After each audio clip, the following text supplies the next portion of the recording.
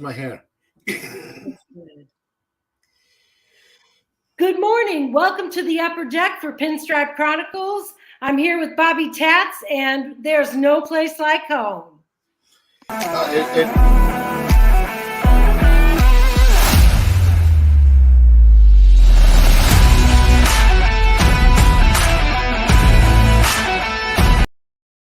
Sorry about that. It wouldn't be this show if there weren't a glitch. Yep, of course not. But it's the whole Yankee season's been a glitch. So why not? Why not just embrace it and make it part of our own, Chris? But no, there is no place like home. And after that abysmal, road trip, Oh, I think that was one of the worst road trips I can remember. And you were almost to the point where, yeah, it's Kansas City. We're coming back to this, back into the Bronx after the break. I wasn't that optimistic that this was going to be one of a series that was going to get us right. I wasn't that optimistic because no. there was nothing. It's not like they just got their butts kicked by high end teams. They were struggling against the bottom feeders, where the Yankees were even starting to look like they were one of the bottom feeders. Oh, You my know, God. so Absolutely. but it is hope. It does give you hope, although I'm cautiously hopeful because I it's that you're in middle school. There's this girl that you really you're dying to say hello to, and they make eye contact. You're like, all right, there's my window, and then they turn around and they walk away. I just don't want that mentality where it's just constantly being teased that things are turning around. Yeah, it's time, and it's actually beyond time for turning things around. The LA series, I mean, that was pathetic. Mm-hmm. And in July, until we had the win yesterday, the Yankees hadn't won a series in July. That is unacceptable. That's unacceptable. Absolutely unacceptable. We have Yankees in sole possession of last place for the first time since 1990 this late in the season. I mean, we're setting records we don't want to set, in other words. Yeah. It's when you have to go that far back to remember when you were this bad. It just shows that when you're dealing with two generations right now. You're dealing with the narrative from the pre-dynasty Yankee fans and the Yankee fans that never knew what it was like to lose. Yeah, so you're getting struck with that balance, and it's been interesting to kind of sit back and listen to the discussions between the two generations. Right. So where you have the Yankees from the 70s, and even a little bit, even in the 80s to some degree, where it was we always had the pitching, and then just getting the right left-handed bat in the lineup. Yeah. That can capitalize at the stadium, to where now you're seeing there's not that there's really, aside from Rizzo, who's been he's in the ice age, he's so called. Yeah. We don't have that big lefty bat. Nope. But even if he was hot, there's nobody on base for him to drive in anyway. A solo home run, it'd be nice for him to hit a home run to begin with. Exactly. But a solo home run from him is not going to make you go, oh, okay, well, it's right in the world. Yeah. Because, if you can't score more than 3 runs, what hope is there for the game? Oh, absolutely. And I don't know, I'm sure you saw, but Kevin Kernan has an article out for Ball 9 where he just takes the Yankees apart. I mean, it is a scathing indictment of the Yankees. He says that they treat the fans like know-nothing ATM machines. Yeah. Yeah. Yep. No, Kevin Kiernan is a legend. I I've interacted with him a few times through social media, and he's a gentleman, and I really enjoy interacting with him. Uh, but no, I still have to read the article. I have been so busy. A lot of people know I've been trying to. I've been on this promotional trail for the Chronicles in the Upper Deck, and Pinstripe Right. Press, where I just kind of been throwing myself in every different direction, Yeah. going on everybody's live streams and in the chats, So I haven't really given myself, aside from my regular job, so I haven't given myself really the time to sit and read the article, which is a shame. Well, let me tell you a little bit about it. He says, and I mean, it's just unbelievable. Um, for one thing, he talks about the way Boone is so glib. The team strikes out 12 times against the Angel starter Griffin Canning and 17 times in the game. And Boone says, "We made him work hard." I mean that right. I mean it's the stupidity of what the things that come out of his mouth. It's ridiculous. It really is. It's just ridiculous. I mean, and the big swing approach that the Yankees have. They don't try to initiate any offense. When's the last time we saw someone on this team try to drag bunt or, I mean, just. Drag bunt. I mean, these are Kernan's words. Yeah, I know. It's you don't hear that term in modern baseball anymore. You don't even hear. I know, but yeah. So he's saying other teams put pressure on the defense, on other teams' defense. That Yankee teams don't. I mean, there's just such a big. The Yankee offense just so one-dimensional. It's been that way. It's just being exposed this season. Yeah. They've been one-dimensional for a long time. And the big part of the problem is Brian Cashman. He has lost his ability to properly construct a roster. I think the magic is gone. You're done.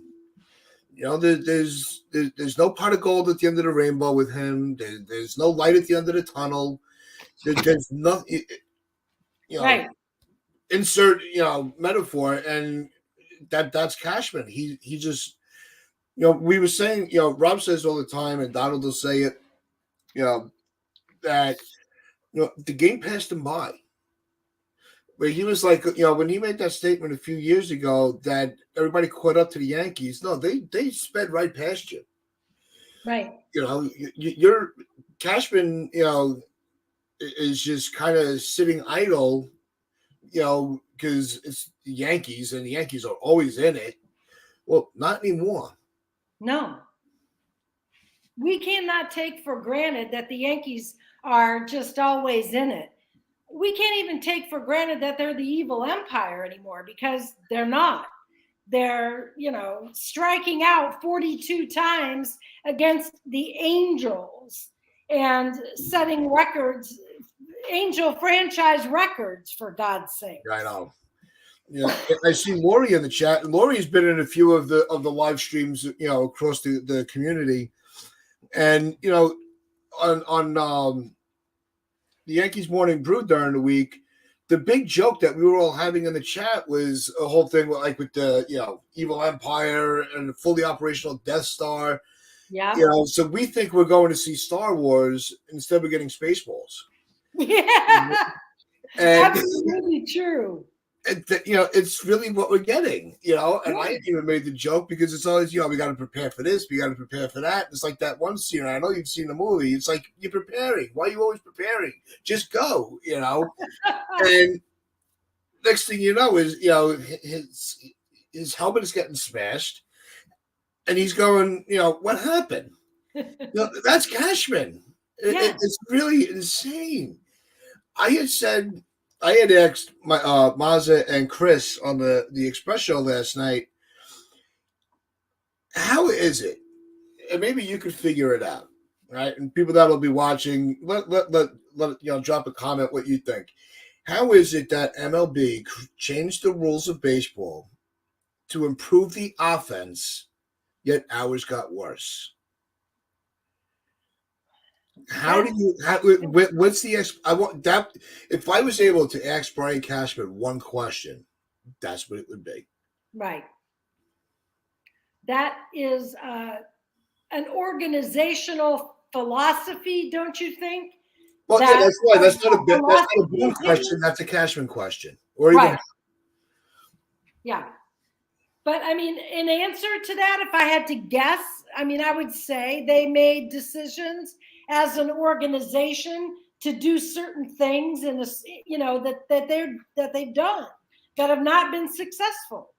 I mean, hence the years, for example, all the years that they were that they had the Rothschild system, watching him ruin pitchers coming into the system. Now we're watching, people come in like Gallo or whatever, then can't hit in the Yankee system. Yep. Yeah, it's the philosophy of this team is so beyond flawed. Yeah. That there is nobody currently employed that can fix it. Nope. They're too far gone. They're too comfortable. Somebody, think, how long has Randy Levine been in the position? Right. Cashman, and I'm sure there's a bunch, those are the two that really stand out to the fan base. Yeah. How long have they been able to just sit comfy in their jobs? We always say rotate through the coaches, rotate through the manager. We do all of that. We flip over the roster, every year or so and bring in fresh, meat. Yeah. Why are you not looking at yourselves going, maybe it's me that's doing something wrong? It's really that's what it is. They are so comfortable. One of them needs to just be kicked to the curb and just shake things up. Oh, absolutely. And I mean, do you see it happening though? No. I don't either. And sadly, that's why it's sort of hard to take it seriously right now, that they'll make the playoffs and make the changes that they need to make to actually overcome the situation that they're in the division. They're, now we're not in last place, but we're not in a good place. No, we were a first place team last year, and then went to a last place team. Yeah, we're a laughing stock. The league is nobody's afraid to play the Yankees right now. No. And let's be honest, the first game against Kansas City, it wasn't a laugher. It's not like we went in and just took care of business. It was an nail-biter. And that's the Royals. They almost, they struggled against Oakland. Who knows what that series would have looked like if it wasn't for the no-hitter? They couldn't handle, the coming out of the break. It's you go 1-5 on the road trip, and you're like, what happened? The only positive that came out of the All-Star break was to really start turning this into a positive on the show. Look at the streak that Glaber's been on. Yeah. And some of his teammates says, no, he spent the whole break working on fixing his swing. Okay. And you're starting to see his swing is a little bit more level. I mean, there are some pitches that he thinks are coming in like a meatball, and he's swinging for the fences. Right. I think he's the only one that gets a pass on that right now because of the progress of his other at-bats. Right. If you think you're getting a cookie down the middle and you want to try to hit it 600 feet, you know what? You have as a fan, I'm giving him the permission to do it. Yeah. Because it's not throwing him off. The next at-bat, he's going right back to what he feels comfortable with. Yep. Good morning, FJ. Thanks for joining us. We're talking about Glaber and some other players that may be starting to take off. DJ LeMahieu looks like there's some optimism, a cause for optimism there. What do you think, Tats? No, I think LeMahieu is one of those players. Also, it's hard to really pinpoint with a guy like LeMahieu. Yeah, because he has had issues with the foot, and even though you swing a bat with your arms, the bat, if you're not comfortable really planting your feet, everything else in the body is going to be off balance. So I really think there's something wrong with LeMahieu. Yeah. I was sitting on this narrative for a while. FJ will attest to it. I was saying that they've got old so fast that this is what we're stuck with. Right. I think it's more that with LeMahieu and even Rizzo into that mix, I think there's something in their body that's hurting that either they're not diagnosing properly, or the players are just ignoring because they don't want to go back on the IL. Well, But would you rather sit down for 10 games or continue to hurt the team for 10 days? right. It's stop being selfish. If you're hurt, just say so. Well, and then Please get hurt. To your point, this week we find out that Trevino's had wrist tear for the whole season, that he's never felt right. And yet just a week ago, Boone was saying how he was healthy. And I mean, these guys, we have no idea if they're healthy or not healthy. There's no way for a fan to know. Yeah. No, that's how messed up that this season has been. Yeah. That's how out of touch the organization is with its fan base, that they don't respect us enough to just be honest with us. Yeah. If Boone would have said in that that press conference, Chevy's he's got a little he's not feeling 100%. And we've been in communications with him. He feels like he could play through it. He's been a good player. We're going to give him the benefit of the doubt, but we're watching closely. Would we be like, why are you telling us that? No. All right, thanks, Bone. Thanks for letting us know that this might be why he's having a tough year. Right. Just be honest with us. That's all we want. Right. I'm trying so hard not to curse on your show. Well, it's funny. We never do curse, but this team makes you want to. Before I forget, I want to give out Spencer's trivia question. Oh, yes. We're so fortunate because every week Spencer gives us a trivia question, and this week's is very specific. And let me go. It's back into the history. Yankees versus Royals. So much history between these franchises. They matched up 3 straight years, as we all know, in the ALCS, with the Yankees triumphing all 3 times. As Kansas City completes its series this weekend, blah blah blah. Let me go down to the heart of the matter. The image of George Brett maniacally charging out of the Royals dugout toward the umpires for overturning his home run because pine tar extended too far past the bat handle has become a timeless moment in baseball. And obviously Spencer says he watched that and remembers that incident. The Yankees won, but after Casey protested, the AL overturned the call. The Yankees and Royals completed the game later that summer with the Royals winning. Which Yankee coach or player called the attention to Billy Martin about Brett's excessive pine tar? That's the question. So I'll leave you to ponder that while Tats and I kind of roll on here a little bit. But who blew the whistle on George Brett? Okay, so now trending down. I know you have some feelings about Stanton. I think he's trending down. You say he might be trending up, though. Yeah, you watch it. He's been able to put some bats together since the All-Star break, right? He came out in that first series and really did well. He had the home runs, and him and Gleyber looked like they were both kind of like in tandem. Gleyber stayed on his streak.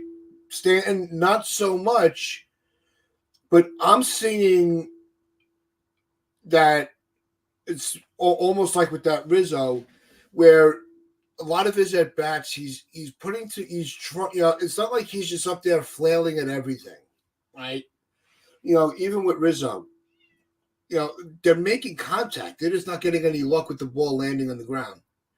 Or the ground outs just really not having enough life. The ground balls not having enough life, and they're turning into ground outs. Yeah. We saw it just yesterday. Yeah. Was what any other player would have been a routine ground out. The ball's hit with such velocity, it gets past the infielder. Yeah. So you're seeing a little bit more. The next few I'm going to say that with today, then we're gonna break the lineup down in a few minutes. Between today and the next series, especially that is the easy part of the season. The season's over. This was, I think, the easiest week, like Lori pointed out in the chat. I think Stanton's got a little life to him. I think he's on that cusp right now where it's either going to be the start of a nice hot streak, or it's just going to be a mirage. It better be the start. He's been terrible since the break, but you're starting to see a little bit of evidence that he could be coming out of it. Right. Do you think there's any chance he hits 500 career home runs? Yes. He's at 391. Oh, I thought he was higher than that. Yeah, no. Well, that's. I think that's what it said yesterday. 391, and he's got how many years left? He's 33 years old. So Stan's only 33, isn't he? I mean, am I wrong? Older than that. Hold on, am I wrong about that? I mean, Stanton is. Let's find out. I could be wrong. If he still has 3 or 4 years to play. 33. Yeah. Ooh. He's gonna. If he could find a team after the Yankees, right? That'll give him, some type of contract. I think. I mean, he'll end up being like he'll end up like Nelson Cruz. He's just going to keep floating around as a compiler. If that opportunity for him presents itself, right? I think he can get to that. Okay. Only because I thought he was more 35, 36, not 33. Right. So there's still a little life to him. So I would say, I think he has a shot for 500. Yeah. I think if he stays healthy, but he's made of glass. So, I mean, that's always the risk with Stanton is, will he stay healthy enough to hit 500 home runs? But FJ, good morning, Joe. I like this question here from, if you don't mind me pulling this up on him. Nope. But, the problem is you can't stay healthy. Imagine how many home runs Ken Griffey Jr. would have hit if he remained healthy. Yeah. Absolutely, FJ. You didn't even have, as much as he despised the Yankees, as a kid growing up watching, when you're able to watch his career, Griffey Jr., when you're able to watch his career, he was the guy. He was the man. The backward baseball cap. He was like one of the boys, and I thought Griffey, and as much as I'm glad that it was Mo, I thought if anybody of that era that was going into the Hall of Fame, I thought Griffey was going to be the first unanimous. I thought he earned that. But that's a discussion for another day. But I decided to throw that in there. I thought he was going to be the first unanimous. Back to the Yankee, if you call them bats. Yeah. Do you think that this is a series where this could be that turning point of the season? I had said earlier, I'm not so confident in it, but you guys in the chat let us know. Chris, do you think this could be a turning point? I'm not confident about turning points anymore. I've thought so many times that there were going to be turning points in this season. It's a little late, but okay, if there's going to be a turning point, maybe beating the lowly Royals is it. I would hope anyway. I'm always hopeful. I want to be optimistic, so I'll say yes. So Joe puts in here, with Billy Martin for the trivia. But no, the question was who the question came to be who was the player who pointed out either there was a player or a coach who got Billy Martin's attention to bring attention to the bat. Right. And Joe adds to it, to the Griffey thing, no steroids. Yep. Right. Clean. Yeah. Clean as a whistle. And, are you confident that today's lineup can maybe, bring on the sweep? We got Bowers in the leadoff spot. He's back. Okay. I mean, yay! Bowers is back. Now let's stop right there, Chris, real quick. And I know we're up against, we're up against the clock a little bit, but let me get this one point then. You just came back from the IL, and you're being put in a leadoff spot. Yeah. What machine put this out? Because no human would come to that conclusion. I know. So, all right, continue with the lineup. And so what else have we got? Torres at second base, of course. Stanton DHing. Rizzo in the number 4 spot. I don't understand that. Why? Put him down. Why not have LeMahieu bat third? Put Stanton in cleanup. And have your 3, 4, 5 with Gleyber, LeMahieu, and Stanton. Yep. They're at least swinging. They're at least making contact. I don't understand this lineup. So, I think Rizzo needs to bump down to the lineup until he proves he can come out of it. Oh, absolutely.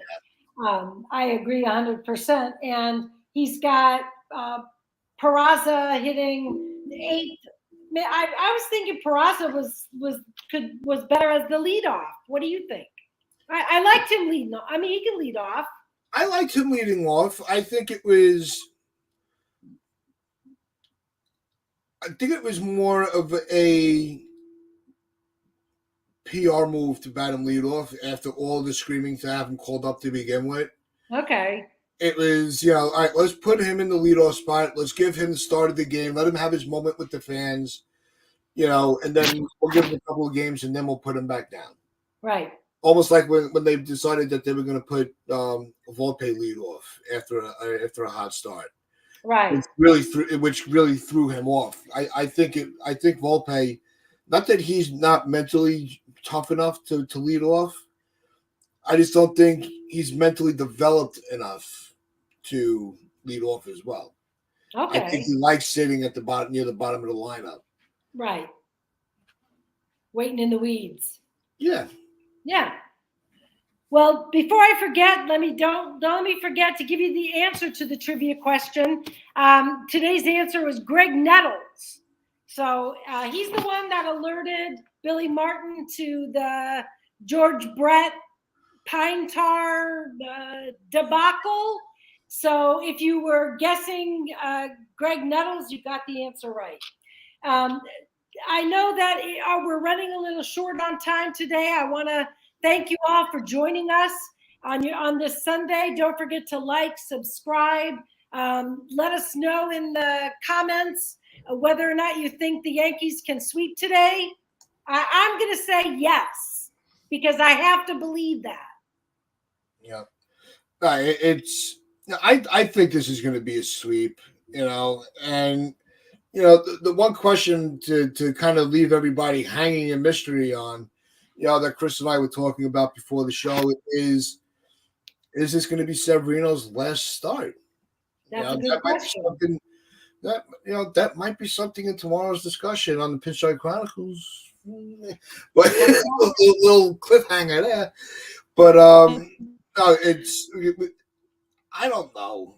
It's like I said earlier. I'm tired of thinking that I'm finally gonna have the chance to when you're trying to get into that dating mode, and you're like, all right, is she looking at me? And next thing you know, no, she was looking at the guy behind me.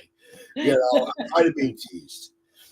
Yeah, I just want them to give. They need to sweep the series. Yeah.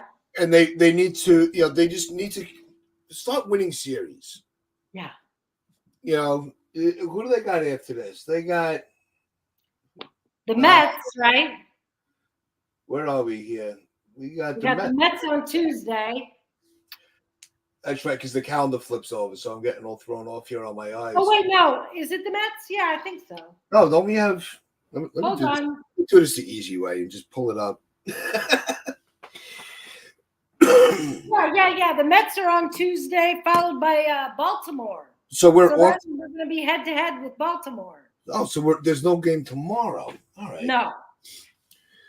Oh boy. All right. Well, that might. All right. So we still have maybe one easy series left. It also depends on which pitches that we're facing. That's right. If those two games are Verlander and Scherzer, we're not winning those games because they're heating up. Verlander has really found his rhythm this year. Yeah. So it's. Any chance of seeing Judge on Tuesday? Nope. No? Okay. We'll see a Judge in the near future, though. I feel it. If we see him before September, I'd be shocked. Okay. All right. We'll see what happens with Judge. Only because I know they're trying to rush him back, and it's going to piss me off when they do.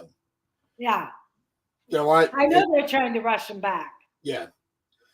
That's why part of you was, I think part of the fan mentality was we were very much on the fence of, do we just break it down at this point, and just let Judge come, give the Yankees a reason to bring him back 100% rather than 75%?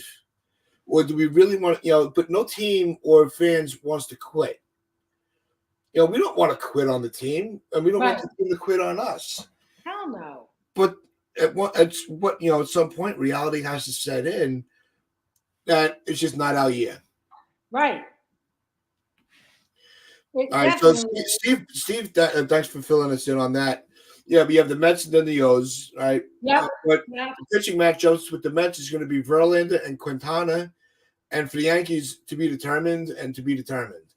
Okay, well, that's going to be tough. Verlander's going to be a tough matchup, and we'll see what happens. But I think that the Yankees are facing a challenge next week. Mm-hmm.